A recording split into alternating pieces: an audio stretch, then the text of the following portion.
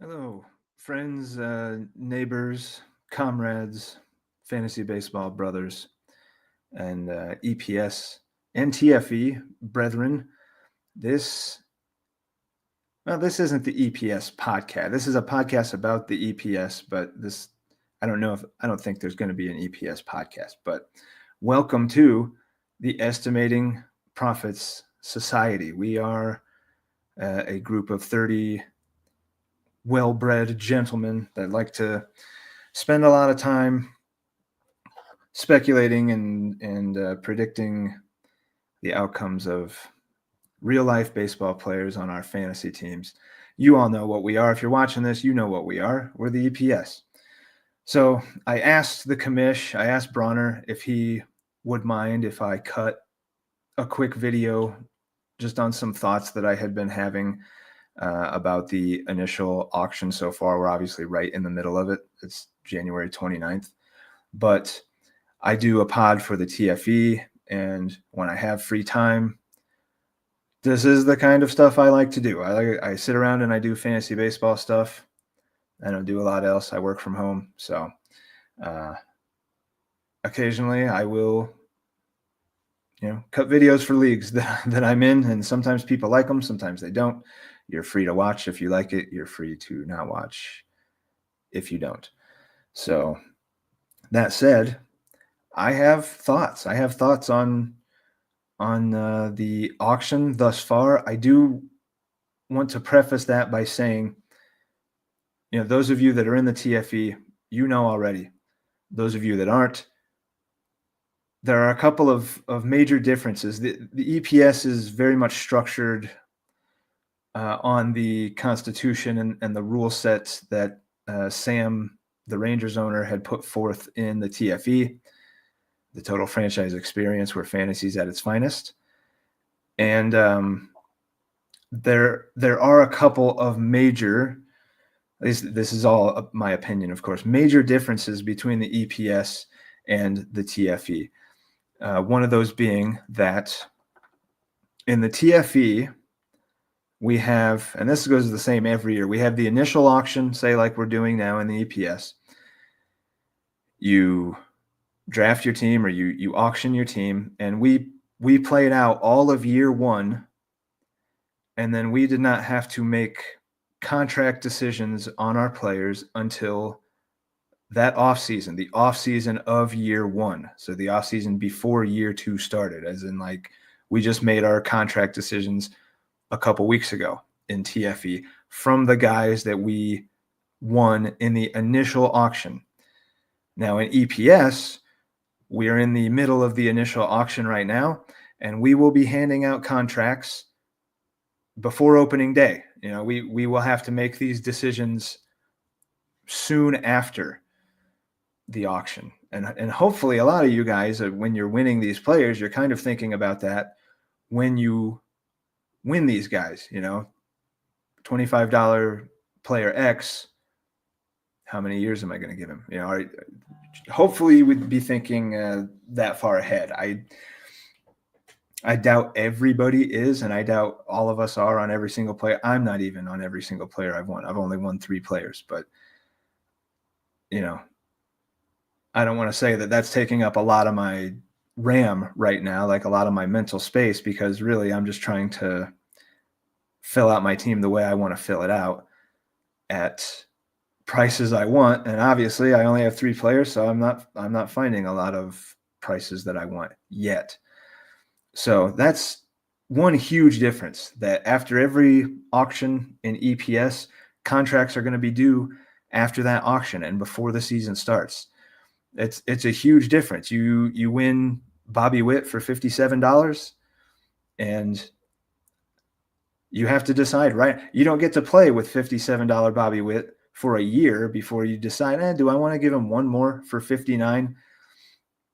You have to decide now if you want to give him one more, and it won't be at $59, because that's another key difference, that inflation is 10%, and rounds up if it ends up being a weird amount. It just rounds up to the next hole or whatever. But in TFE, it's a flat $2 inflation per major league player, regardless of how much a $60 player inflates at $2, just like a $3 player inflates at $2. So that's I think is, at least to me, the biggest difference between TFE and EPS is when we are forced to give our contracts, when we're forced to make those decisions. And I've never played, so TFE is modeled after ABL, and ABL is the same way. You win your guys at the auction, and then you play on them the entire season, and then you make contract decisions. And it's still like that today. We're heading into year 5. So I've never played in a league, a 30-team league especially, where you do the initial auction and then everybody has to make contract decisions before spring training. It really, I don't know what it's going to do. I don't know exactly what I know it's going to be different. That much is so say, in the initial auction in TFE, you had your whole team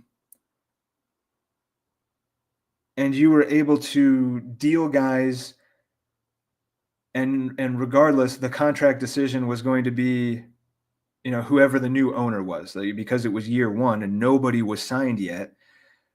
And anytime a trade was made, and there were hundreds in year 1 of TFE, those new players, when they went to a new team, that new owner, assuming he kept them, he was going to be the guy able to make the decision on the contract for that player. In EPS, we're all making our contract decisions, before. And I know Bronner said something today where the CC is discussing whether or not there will be any window at all of trading before contracts have to be given out. And as of now, I have no reason to think that there will or won't be. So I'm operating when I'm talking here as if there won't be, so that we will be forced to give our contracts before we can trade anybody. There's no getting out from under $51 Ellie before the season starts without giving him a contract. Somebody's going to know that he's either a 1-year rental or he's going to have him next year at 51 plus 10% inflation. If there is a small window to trade before contracts, I would think that most guys would want to be the one making the contract decision on whoever it is that they're trading for. So yeah, I don't know what the ultimate result is going to be with having to give those contracts early. I imagine it just kind of forces, or at least forces me to think a lot harder in this initial auction. I was very happy to get $21 Adley, and in my head, I know I can give him a couple, 3 years probably. He's not going to be a 1-year rental for me. Aaron Nola at $32 for me, maybe a 1-year rental. And I'm getting the feeling, based on a lot of the prices, that I personally feel like still today, we're in day 3, prices are pretty high. Prices are high on a lot of guys. I've had to, drop out on a lot of guys that are just too rich for my blood. It's got a lot of guys I want, a lot of guys that I thought I was going to be able to either nominate later or would get nominated later, and end up falling, to me at a decent price. And so far that has not been the case. I have a lot of red ink crossing out guys on my list that I was hoping to build my team out of at reasonable prices, and they've in some instances gone for 2 or 3 times what I predicted that I would be able to get them at. So it's been a very interesting auction so far, and I wanted to talk about a couple of specifics that I personally found interesting so far. Of course, the high player Shohei, to be expected, the only $60 player we've seen, and I'm sure we'll see. I don't really see one coming out of the woodwork past day 3, but $60 Ohtani. We've got $57 Bobby Witt and $51 Ellie De La Cruz. So 2 shortstops there. Now, I don't think I know either owner that picked up Witt or Ellie. I'm going to be very interested to see if either of those guys get more than 1 year. Yeah, really nothing beyond that. They're both superstars. They're both spectacular. They're both young. They're both middle of the lineup hitters. Power, speed. Witt with Bobby Witt's just a beast.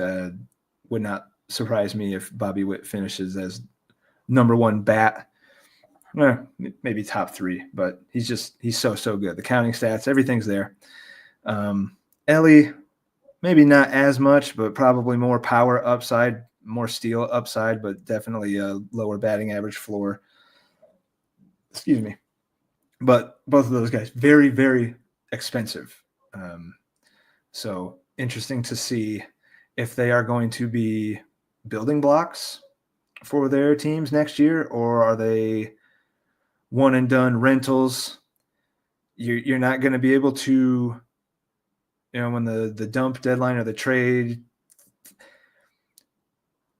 I don't know what to call it. Like when the trade floodgates kind of are going to be able to open up, you're not going to be able to deal with to a team that's at 260 for a prospect, because that'll take them over the 310 cap.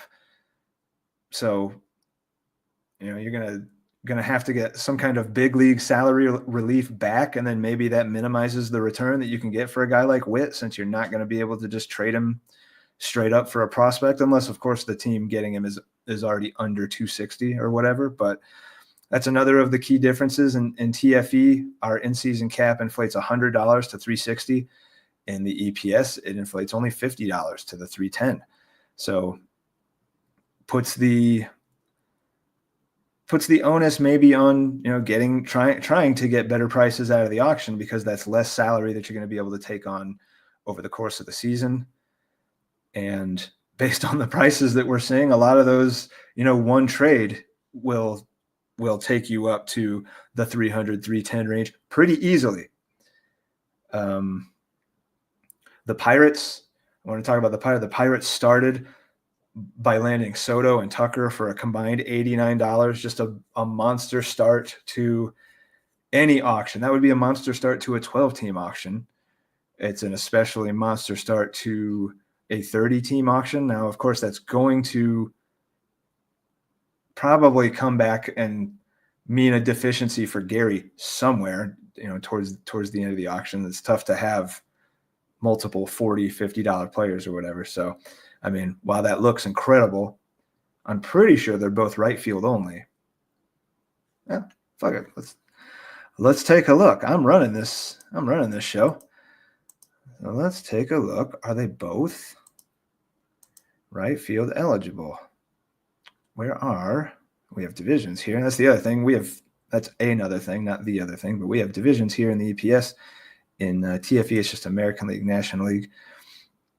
No, Soto can play left and right. So, yeah, he's not like clogging his outfield or anything. What else has Gary done? Picked up 2 high-ish price pitchers, $29 Kirby, $28 Lopez. So far, Gary with 4 players won, but a lot of money spent. He spent $146 already on those 4 players. So, yeah, I thought maybe he clogged up his outfield, but he didn't. Soto can play left or right. But, what else did I want to talk about? Oh, Paul Skeens. So the top-end pitching, we saw level out in the low mid 40s. Skeens went for 44. Skubal went for 41. And then we have like quite a lump of middle upper tier pitching in the low 30s. Yamamoto 31, Aaron Nola 32, Blake Snell 32, $31 Spencer Strider. I know there's more than that, but this is just the stuff I wrote down. One of the better buys of the draft, I think, so far, in my opinion, $23 Marcus Semien. Guy seems like he's a lock for 550 plus ABs every single year at what is a pretty thin position. Second's not great. There's a little bit of depth there, but it's depth in like the middle lower tiers, not top end depth. So $23 Semien rings really good to me. What else? The Red Sox. The Red Sox going for a very pitching-heavy approach, winning Senga, Roki, and Reagans. I don't remember what the total. I think Reagans was 34, Roki 31, and Senga was 27. So not crazy prices, but when you Reagans and Roki, that's right in that not the elite Skeen Scooble. I think Cole also went for 33. So just a lot of that aces, still aces, just not Scooble and Skeens. But the aces going pretty much all in the low 30s. I think Senga at 27 could be a pretty good value. I kind of hope so because I have him for exactly that price in TFE. Had him for 25 last year, and he boned me. I kept him for 1 year, so I am also going to be writing $27 Senga in at least one league on the season. The Mets I wanted to hit on. Went with 62 combined dollars on James Wood, Wyatt Langford. So obviously huge prospect pedigree for both of them.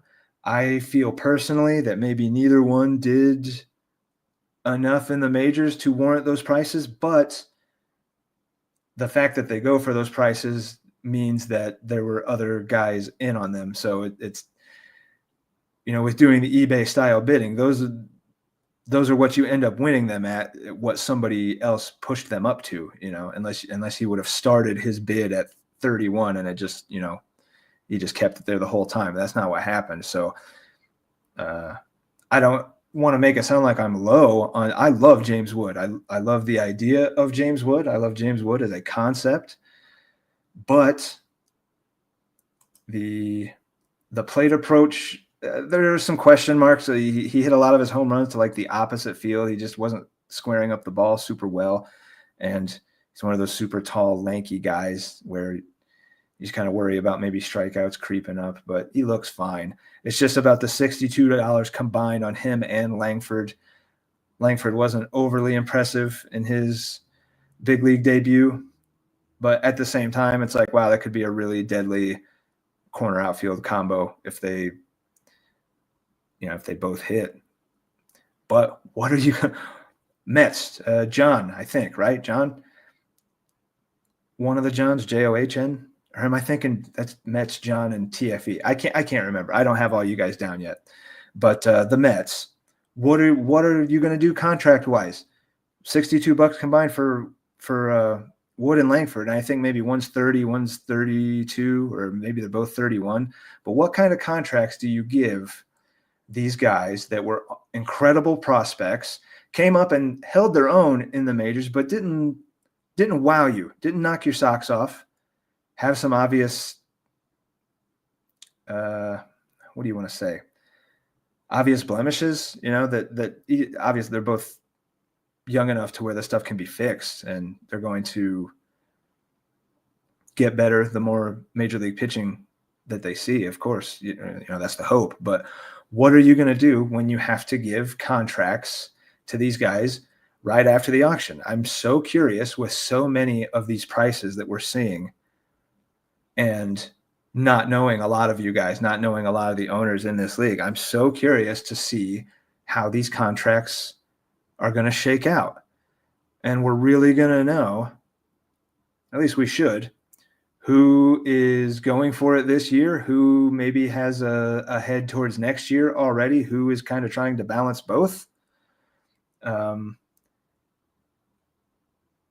If it was me winning a lot of these guys at the prices that some of them are going, a lot of them we'd be seeing back in the auction pool in year 2.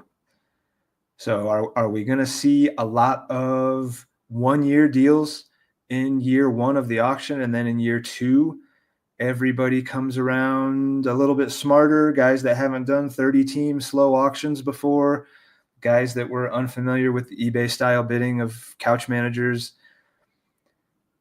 It's very, very curious to me. I've done a few of these. I've been in a few of these 30-team startup contract leagues. We don't want to call these dynasty leagues. They are contract leagues. I I can honestly say I haven't seen one quite like this. They're all their own beasts. They're all, every time you get 30 different dudes together, and especially a startup where, if we were doing this, so for example, again, the startup this time last year, TFE, James Wood was, I think, an $11 prospect. He went for $11. We were able, so that's another big difference. We were able to win some limited prospects in the TFE auction. You can't nominate or win any prospects in the EPS auction. We're having a separate auction for that. And I think that's going to be really fun as well. I think it's going to be wild, being that, somebody can win Andrew Painter for 250 of their prospect auction dollars, but his salary is just going to be $1, regardless of what he goes at. So I think I'm pretty confident that some of you are going to get absolutely nuts in this prospect auction. I might be looking at you, Sky, the way you were talking earlier today about the prospect auction and you wanting guys in close proximity to the majors. You're going to have other guys fighting you for Roman Anthony. I haven't even begun to think about that yet. I, of course, just like anybody else, I have my prospects that I like, but I haven't even begun to think about, man, what are they going to go for in the prospect auction, especially now that I keep saying we as a league, we bumped up the total, prospect auction dollars to that 260 instead of the 50 it was going to be, or I think it was 50, but a lot more money to kind of play with and throw around. And it doesn't affect the actual price of the prospect at all. So really, I think that's going to be more fun than the Major League auction. The Major League auction has just been frustrating and interesting, fascinating even, but at least for me, has not been particularly fun because, I got a lot of, I handwrite my notes, man. I've had to do a lot of crossing out, and a lot of this stuff was just worthless because none of it's going the way that I thought it would go. Man makes a plan and God laughs. But I haven't even started thinking about the prospect auction. I've got my guys I like. I've got my guys I really hope I get. But in no way am I to the point where I'm thinking I'm going to leave a hole on my major league roster coming out of the big league auction because I'm planning to fill it with a prospect. I'm not saying that's the wrong way to think. I am saying, excuse me, I am going to say that that's a dangerous way to think, or a dangerous way to play it out, rather. If you think, well, I'm just going to get Matt Shaw, and he'll slot right into third base for me. Well, one, what if you don't win Matt Shaw in the prospect auction? Trouble potentially number one. What if Matt Shaw doesn't win the third base job for the Cubs out of spring training? Trouble number two. What if he does win the job out of spring training and he sucks? He's a prospect. They're young. These guys, we're very accustomed to these guys coming out of the gate and being great, that I think we don't take enough time to think about, especially if that's the way you're going to try to play this, is I'm going to leave holes. And I don't mean to sound like I'm picking on Sky, because I don't doubt that there's other guys that have probably thought along the same lines. I can spend big here because I'm going to get my prospects, my proximity prospects, and they will help me out as soon as they're called up. And maybe that's 2 weeks into the season and it's not a big deal. And then I got a nice cheap third baseman, or a nice cheap center fielder, or a nice cheap starting pitcher. If you're going to go the Andrew Painter route, you just don't know what's going to happen with these guys. You like to think that they're going to come up and be the best version of themselves, but look at Evan Carter, comes up and looks amazing in his small sample. And then last year he's battling injury, and when he is playing, he didn't look very good. You just don't know what these guys are going to do. So that's what I mean when I say that's a very dangerous way to try to play it, that I'm going to leave holes on my big league roster coming out of the auction with the intent of filling them with prospects. It's a dangerous way to think. You are free to do so. Most guys in these leagues are probably better prospect speculators than I am. So when I think about playing out my team that way in a startup like this, I'm in my own head about what I know or what I think I know about prospects, and I don't think I have the chops to say, yeah, I'm going to leave the auction intentionally with holes in my roster because I'm going to fill them with prospects that I'm certain are going to break camp with a big league club or be up within the first week or so. I don't think I have the chops for that. I know some of you guys probably do. I mean, I know some of you guys do, but that's me thinking for myself. That's a dangerous way to try to play it. It's a dangerous way to try to leave the initial startup auction of a league like this. But again, I'm not a super prospect houndy kind of guy. I don't have that confidence in myself that I can fill a hole with a prospect. I don't have the confidence in myself that I'll be able to win the guy in the auction because I'm going to want to leave the auction with several prospects. I can tell you right now, I'm not going to be one of these guys that has 4 $40 prospects or whatever leaving this auction. I don't love anybody that much. Now I know guys get attached to their guys, and I fully expect to see some 50, 60, 70. Will we see a triple digit? Will we see a prospect go for over $100? Will we see one go for over 200? I could see it since their salary ends up being $1 anyway. If Sky is hell bent on Roman Anthony, I can see him spending $200 on Roman Anthony, and then he's got 60 left for 24 more prospects or whatever it is, and he just goes bottom of the barrel shopping. There's a billion of them out there. You're going to be able to have your pick of the scrubs when it gets to that point. So I think the answer is yes. If it's me answering my own question, I think we're going to see multiple prospects go in the triple digits. And to me, that is just wild. That's so fun to me. I've never been in anything like it. I've never been in a prospect auction, period. I've never been in a prospect auction. And I've never been in an auction of any type where you just have your auction money and then the guy you win is just going to be a buck. When he gets called up, he's going to be a buck. And then you make your contract decision on him the next year. And if he's even half decent, these guys are going to get max deals. And yeah, man, there's definitely some differences between this and TFE. TFE, we had prospects. Jackson Holiday was $30-something. Langford was in the 30s.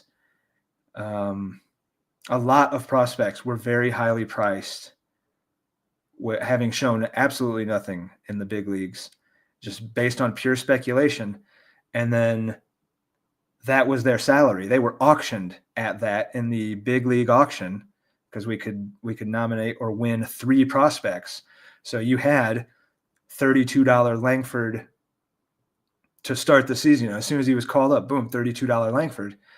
And then that's the price they're at in the offseason, and you got to make your contract decision based on that price. These prospects that we win in this one, they're all going to be a buck. So unless they're just complete ass, and Jesus, even if they are ass, even if they're not that great, if they're looking like they're going to have a big league job, they're pretty much all going to be max deal guys, you would think. I don't know. I guess maybe I could see instances where, if I were to grab some catcher prospect and he comes up and looks like shit and I have Adley already locked down, I'm not going to max deal this crappy catcher, but he's going to get a year or 2 or 3 probably is because they're all going to be so cheap. So, man, yeah, this prospect auction going to be super fun, going to be super interesting. I thought I had a little more to talk about with the big league auction, but I don't want to venture into accidentally talking about guys on the board or guys that I still hope to nominate or guys that I haven't been nommed yet that I hope go at good prices. So other than to say, man, I think this one's been wacky. I think prices are still pretty high. I stare at this thing and I just wait to see my guys flip and turn red, and then have to scramble and figure out, okay, do I go $1 or $2 or $3 more on this guy, or do I drop down to the next guy that I think I would be okay with, which I've already had to do multiple times. I have a little bit of buyer's remorse already on $32 NOLA. I don't love it. I was kind of price enforcing at a price that I was okay to win him with, because he's a rotation anchor kind of guy, but I really didn't want a $32 SP. So, but I'm very happy with my $21 Adley, and I'm okay with my $25 Cassis. I'm a big Cassis believer. I'm not a Red Sox fan, but I'm a big Cassis believer. But yeah, if I had it to do over already, I would not have tried to price enforce Nola. And I got stuck with him. I did not think, once he went to 32 and he flips for me, I thought for sure somebody was going to go 33 on this guy. I didn't expect to get stuck with $32 NOLA. That said, I think I'm going to be okay with it. Don't know if I'm going to give him more than 1 year, though. He may just be a one and done guy for the EPS Giants. So, all right, this thing's already past 30 minutes. Those are some of my own personal thoughts and opinions. I wouldn't put much stock into it, guys. I'm not privy to any more information than anybody else. These are just my own musings, and for your entertainment, do with it what you will. So, hello, EPS. Nice to meet you, if I don't know you already. And enjoy the rest of the auction. Try to crush it. I'm going to be.